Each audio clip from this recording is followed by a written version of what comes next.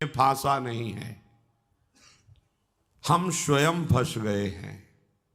बंधेउ कीर मरकट की नाई, हमने स्वयं सुख भोग की लालसा से अपने को फंसा लिया।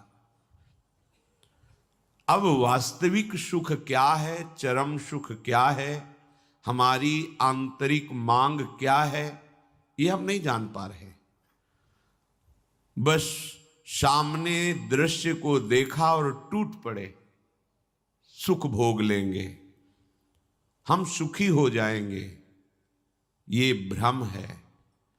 तुम किसी प्रकृति जनित रचना से कभी सुखी नहीं हो सकते, क्योंकि तुम परमात्मा अंश हो, तुम अपने अंशी की खोज कर रहे हो।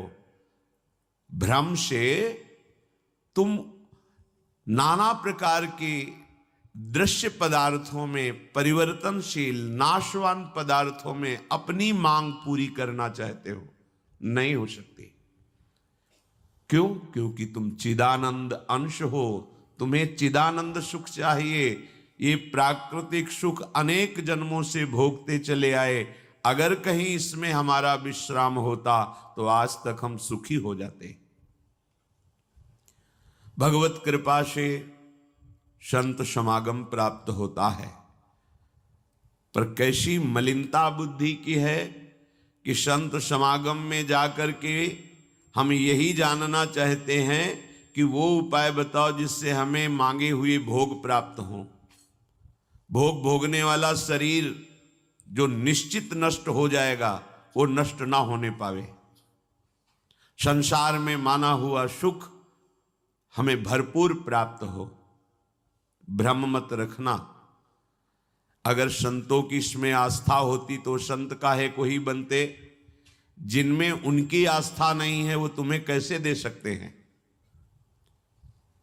एक अंधा कुएं में गिरने जा रहा हो तो कोई नेत्र वाला उसको कैसे ढकेल सकता है, कैसे जाने दे सकता है।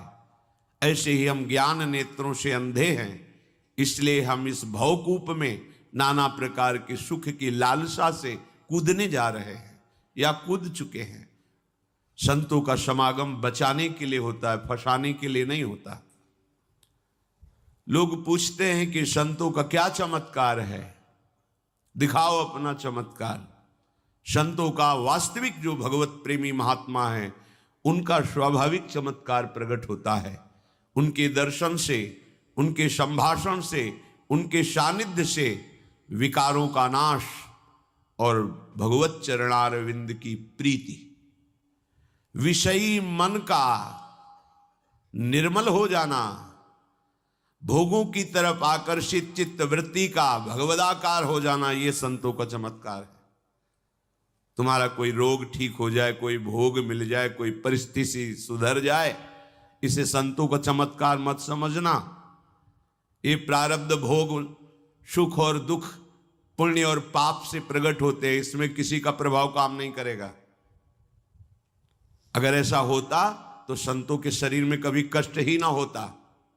भ्रम में मत फंसो, भ्रम में मत फंसो कि कोई संत तुम्हारे शरीर को अजर अमर बना देगा, तुम्हें भोगों की बाहुल्यता मिल जाएगी। व्यर्थ में भाग दौड़ बंद करो। हां, वास्तविक तुम यदि महासुख को चाहते हो और मृत्यु के भय से बचना चाहते हो तो एकमात्र रास्ता है, प्रभु श्री हरि के चरणों का आश्रय ले लो। हरि स्मृति सर्व विपद विमोक्षणम। भगवान का भजन, भगवान की स्मृति निश्चित तुम्हें समस्त दुखों से बचा लेगी। भगवान की शरणागति, समुझ जे आए शरण ते डरत ना काल डर। मृत्यु क्या चीज है? पर प्रभु के नाम जपने में रुचि नहीं, प्रभु की चरण दासता में भावना नहीं, तो तुम सोचते हो कुछ चंद रुपए और कुछ फल पुष्प आदि दे करके हम रोग रहित तो हो जाएं, शोक रहित तो हो जाएं। भूल मत करना। अगर शोक रहित होना है, रोग रहित होना है, तो एकमात्र उपाय है कृष्णाय वासुदेवाय हरे परमात्मने प्रणत क्लेश नाशाय गोविंदाय नमो नमः। गोविंद को नमस्कार करो, और जिह्वा से पुकारो कृष्ण कृष्ण गोविंद गोविंद, राधा राधा राधा, निश्चित जन्म जन्म के अशुभ नष्ट हो जाएंगे। आप स्वयं परम सुखी हो जाएंगे, शरीर राग नष्ट हो जाएगा, ऐसा अद्भुत सुख मिलेगा, कृतकृत्य हो जाओगे। पर अब इस मार्ग में चलने के लिए जब कदम रखोगे तो असत वृत्तियों का त्याग करना होगा। यहीं सब फेल हो जाते हैं। वो ऐसा शॉर्टकट ढूंढते हैं कि कुछ हम कमाए हुए पापाचरण से चंद रुपए आपको दे दें, आप हमें संभाल लेना, भूल मत करना। कभी ऐसा नहीं हो सकता। नाली के पानी से हाथ धोने से कभी हाथ पवित्र और निर्मल नहीं होते। ऐसे मलिन आचरण करके कमाए हुए धन से कभी तुम्हें पवित्रता प्राप्त नहीं हो सकती। ये सब नाटकबाजी मन की है। वहां चलो तुम्हारा सुधर जाएगा, कुछ नहीं सुधरेगा जब तक तुम सुधारना नहीं चाहोगे। तुम सुधारो अपने आप को। किसी का आशीर्वाद कोई काम नहीं करेगा जब तक तुम अपने आचरण नहीं सुधारोगे। तुम खाओ मांस, पियो मदिरा, करो व्यभिचार, नाना प्रकार की हिंसात्मक वृत्ति, तुम्हें भगवान भी नहीं माफ करेंगे, चाहे जहां भाग के चले जाओ। अधर्मा आचरण करने वाले को भगवान कहते हैं मैं साक्षात काल रूप से दंड देता हूं। शरणागत होकर नियम के अनुसार चलोगे तो भगवान तुम्हें दुलार करेंगे मां की तरह। यह सिद्धांत है। नाटकबाजी में फंसो तो फंसो, सिद्धांत से चलोगे तो कभी धोखा नहीं खाओगे, आनंद में मगन रहोगे। पर सिद्धांत में चलने के लिए असत त्याग करना होता है, इसीलिए सब फेल हो जाते हैं। कोई बिरला गुरु कृपा पात्र ही कदम आगे बढ़ाता। दौड़ केवल वासनाओं की पूर्ति के लिए तो भ्रम में मत रहना। किसी का आशीर्वाद, किसी की कृपा तुम्हें वासनाओं से नहीं बचा सकती। एकमात्र उपासना ही वासना से बचा सकती है। और उपासना तुम करने के लिए जब तैयार होगे तो ये गंदी बातें, गंदे आचरण ये आपको त्यागना होगा। बस यही तुम्हारी गाड़ी फेल हो जाती है। ये हम नहीं त्याग सकते तो फिर तुम्हें कोई बचा भी नहीं सकता। लिख लो, अपने दिमाग में लिख लो। अगर बचना है तो एकमात्र मामे ए प्रपद्यन्ते माया में ताम तरन्ते। जितना भी समझाओ ये पागलपन छोड़ते ही नहीं। बस कोई जंतु ऐसा हो, कोई भस्म ऐसी हो, बस हम नाटक में रिझना चाहते हैं। अरे प्यारे, यदि वो तुम्हें सुखी कर सकता है तो वो खुद क्यों सुखी नहीं हो जाता? तुम नहीं सोच पा रहे हो? पागल हो तुम? यदि वो तुम्हें रोग रहित कर सकता है तो खुद क्यों नहीं रोग रहित हो जाता? यदि वो तुम्हारे को चमत्कार दिखा सकता है तो अपने को चमत्कार दिखाकर प्रभु का साक्षात्कार क्यों नहीं कर लेता? पागल बन रहे हो। सिद्धांत को समझो।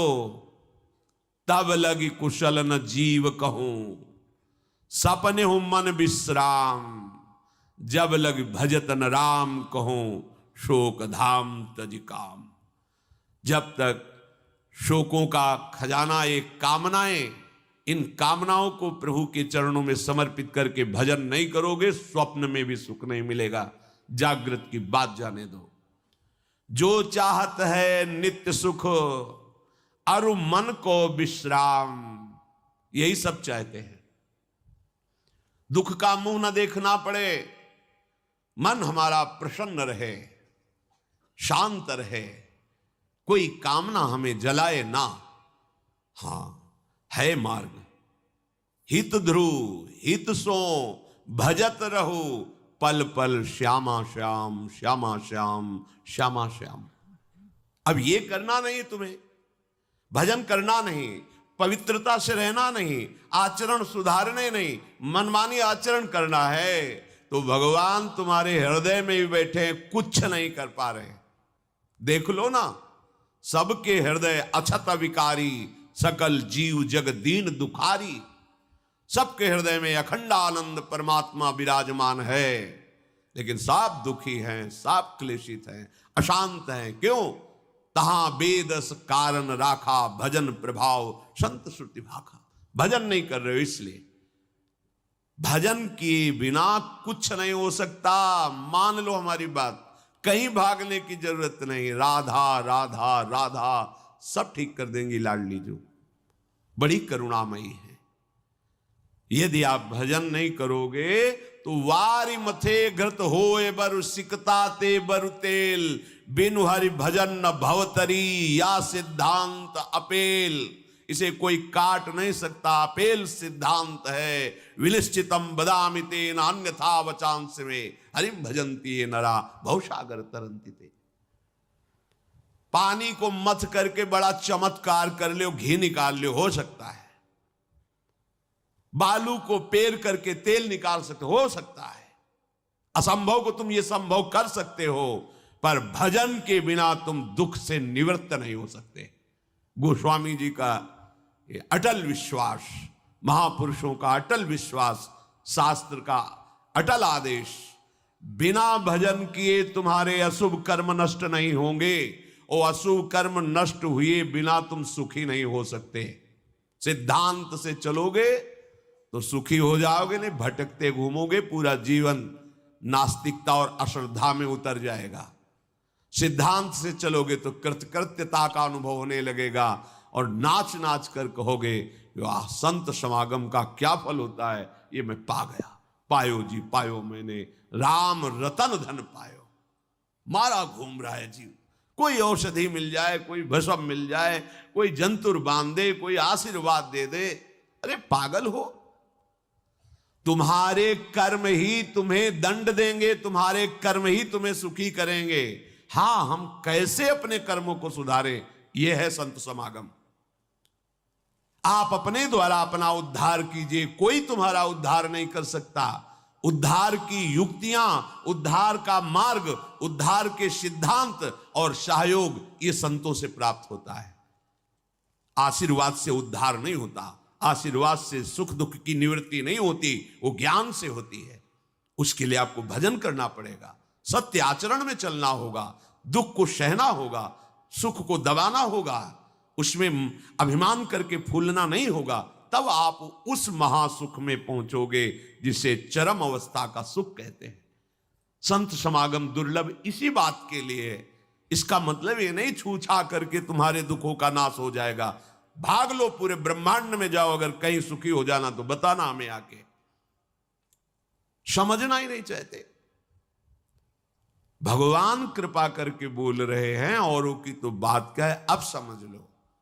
श्री भगवान कह रहे हैं, इदम तुते गृहतमं प्रवक्ष्याम्यनसूयवे, ज्ञानम विज्ञान सहितम यज्ञात्वा मोक्ष से अशुभात्। हे अर्जुन, ये मैं तुम्हें बहुत गुह्य बात कह रहा हूं। क्या होता है जब हृदय की बात कुछ कहने को आती है तो बार बार कहा जाता है कि आप अन्यथा मत सोचना, सत्य सत्य सत्य कह रहा हूं, ये बात तुम केवल समझ लीजिए। मतलब वो विवश होकर अपने हृदय की बात तुम्हें दे रहे हैं, जो छुपाए रखे जीवन भर वो तुम्हें दे रहे हैं, पर अनाधिकारी होने के कारण वो बात पकड़ नहीं पाते। संतों की बात में ही तुम्हारा कल्याण छुपा हुआ है। उनकी बात मान लो, फिर आप देख लो कैसे आपकी अध्यात्म उन्नति होती है। आप जो भी करेंगे वो अहम की धरा से होगा। अहम की धरा लोक लोकांतर तक ले जा सकती, लेकिन जीवन मुक्त नहीं कर सकती। जीवन मुक्त होने के लिए अहम का विसर्जन चाहिए। वो होता है गुरु कृपा से, संतों के वचनों से। विश्वास कीजिए, बिना संत वचन, गुरु वचन पर चले कोई जीवन मुक्त नहीं हो सकता। अगर जीवन मुक्त नहीं हुआ तो सब किया कराया माटी हो गया। चाहे ब्रह्म लोक जाओ, चाहे स्वर्ग लोक जाओ, आना तो यही पड़ेगा लौट के। तो फिर क्या हुआ, एक विशाल स्वप्न सुखद समझ लो, जगे तो फिर वही मृत्युलोके विशंति। भगवान कह रहे मैं बहुत गुह्य बात बता रहा हूं, अत्यंत गोपनीय बात, गोपनीय जो अभी तक छुपाए रखा है हृदय में। ये जो ज्ञान सहित विज्ञानानंद घन का मैं तुम्हें वर्णन करूंगा, ये अनुसूयवे, दोष दृष्टि से जो रहित है वही समझ पाएगा। दोष दृष्टि से रहित जब भगवान अवतार लेते हैं तो मनुष्य जैसी लीला करते हैं। यही सुख देने के लिए तो अवतरित हुए, अपनी महिमा से घटे हैं, उतरे हैं। अवतार का मतलब होता है अपनी महिमा से उतरना। भगवान की जो अनंत महिमा है उससे उतरते हैं, हम उनको देख पाएं, उनसे बात कर सके, उनके साथ खेल सके। वो ऐसे उतर कर हमारे समान लीला कर, उनकी लीला को देख करके अगर किसी को दोष दृष्टि होती है तो बोले इस गुहितमम के सुनने का अधिकारी नहीं। जब हम भगवान को भगवान न मानकर व्यक्ति मानते हैं तो हमारी दृष्टि वैसे ही दूषित हो जाती है। वैसे केवल भगवान की ही लीला हो रही है, पर हमारी दृष्टि दूषित होने के कारण हमें व्यक्ति दिखाई देता है, स्त्री पुरुष दिखाई देते हैं, गुणात्मा महात्मा दोषात्मा ऐसा सब भेद नजर आता है। पर यहां जो भगवान कह रहे कि जो मेरे पर दोष दृष्टि ना रखता हो, अरे बड़े बड़े परमहंसों का जहां प्रवेश नहीं वो भगवान का रास है। जहां ज्ञान समुद्र भगवान शिव भी प्रवेश पाने के लिए ललचाए और भगवान श्री कृष्ण की मंद मुस्कान से गोपी स्वरूप होकर प्रवेश पाए। बोलो ज्ञान समुद्र भगवान शिव जिस रास रस के लिए ललचाए, वो रास रस प्राकृतिक स्त्री पुरुष का मिलन हो सकता है क्या? पर अनाधिकारी के तो क्या उपहास, ऐसा के तो इसलिए भगवान यह कह रहे हैं कि जो अनुसूयवे प्रवक्ष्याम अनुसूयवे, जो मेरे से दोष दृष्टि नहीं रखता। अब आप केवल मेरे ही आज्ञा का पालन करेंगे, मैं जैसा कहूंगा उससे एक कदम पीछे नहीं हटेंगे। हो भाग्य, कितनी कृपा कि मुझे समस्त प्रपंच से समेटकर एक मार्ग में लगा रहे।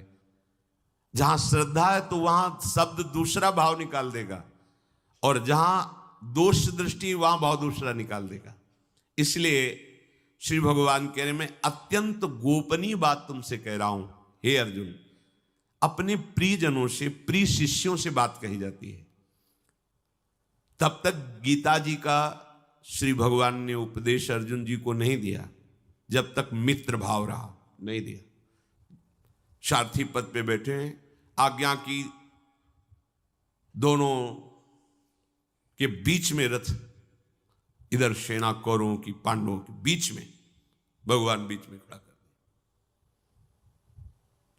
जब देखा मोह ग्रसित हुए, निवारण में असमर्थ पाया, तो भगवान की शरण में होकर के कार्पण्य दोषो बहुत स्वभावा प्रछामि त्वाम धर्म सम्मूढ़ चेता। हे प्रभु, अब मेरे में सामर्थ्य नहीं रहेगी कि मैं निर्णय कर सकूं कि मेरे लिए श्रेय क्या है, परम कल्याण क्या है, ये आप जानते हैं। प्रभु कुछ नहीं बोले, तो बोले शिष्यस्तेहम साधिमाम त्वाम प्रपन्नम, मैं आपका शिष्यत्व स्वीकार करता हूं। हे जगत गुरु श्री कृष्ण उतरे साष्टांग दंडवत हुए और कहा, मैं आपका शिष्य हूं, और ऐसा शिष्य हूं जो पूरा समर्पण किए, प्रपन्नम, मन वचन कर्म से आपको समर्पित हूं।